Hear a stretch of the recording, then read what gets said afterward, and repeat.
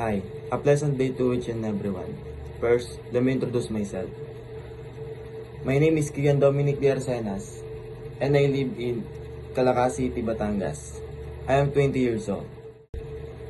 I am a third-year college student at Batangas State University with a Bachelor of Industrial Technology major in Welding and Fabrication. Let me tell you my skills. I'm proficient in SMAU, GMAU, and GTAW. I have a knowledge in metal cutting, measuring, and layout.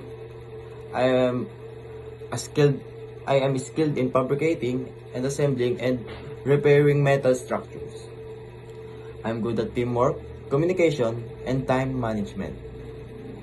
And I have a basic understanding to safety procedures and PPE. I am hardworking, responsible, and always eager to learn new techniques.